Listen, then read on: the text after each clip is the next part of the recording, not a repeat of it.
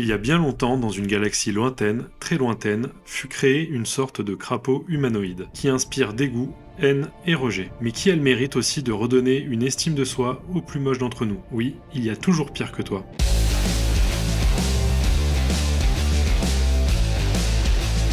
Ah, Jar Jar Binks, le personnage sur lequel on a aimé vomir toute notre enfance. D'ailleurs, bon nombre de commentaires fantasment sur lui sur la chaîne.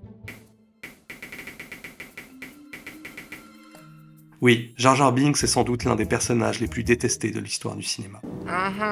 Mais si on te disait que toute cette haine en disait peut-être plus sur nous que sur lui. Beaucoup seront d'accord, il est ridicule, enfantin, voire même légèrement différent. Depuis 1999, les réactions suscitées sont quasiment unanimes. Il est sans conteste le personnage le plus détesté de la saga. Il n'a jamais été considéré en tant que tel.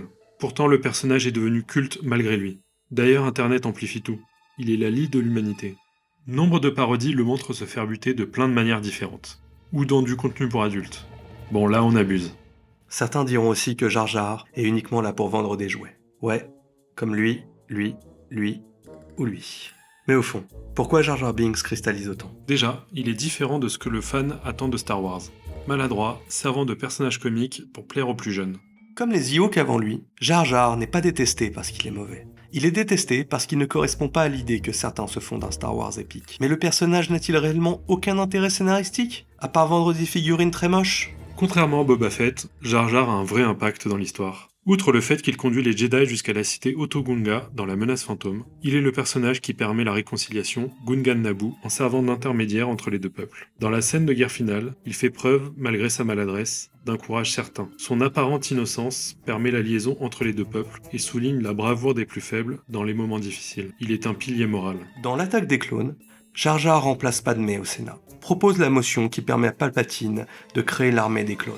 En pensant agir pour le bien de la République, il contribue indirectement à sa chute d'un point de vue symbolique. Jar Jar représente les bonnes intentions manipulées. Même dans l'épisode 3, le seul plan où il apparaît vraiment, c'est dans un moment de deuil qu'on pourrait interpréter comme la fin de l'innocence.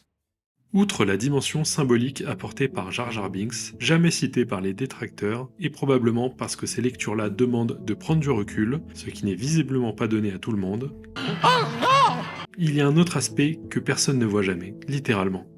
L'acteur Ahmed Best, l'interprète de Jar Jar, est la victime collatérale du rejet du personnage. L'acteur a eu sa carrière brisée suite au dénigrement massif qu'il a subi. Il racontera des années plus tard qu'il a souffert de dépression et est passé à 2 doigts de se jeter d'un pont. D'autres personnes, reliées de près ou de loin à l'univers galactique, subiront aussi la tempête des fans.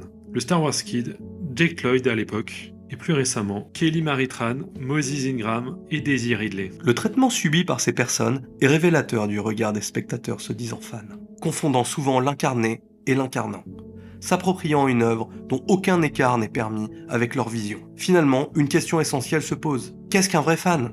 Une saga aussi vaste que Star Wars est faite de contradictions, de personnages imparfaits, de choix inconfortables. Et c'est précisément ça qui la rend vivante. Être fan, ce n'est pas protéger une œuvre de tout ce qui nous dérange. Principalement car ces fans veulent figer une vision idéalisée, nostalgique, souvent liée à leur propre enfance. Le cas Jar Jar Binks montre notre difficulté à accepter qu'une œuvre populaire puisse évoluer, qu'elle puisse prendre des chemins qui nous échappent, ou simplement ne plus nous être entièrement destinée. Et au fond, peut-être que le vrai problème de Jar Jar Binks, ce n'est pas Jar Jar, mais notre incapacité à laisser une œuvre être plus grande que nous.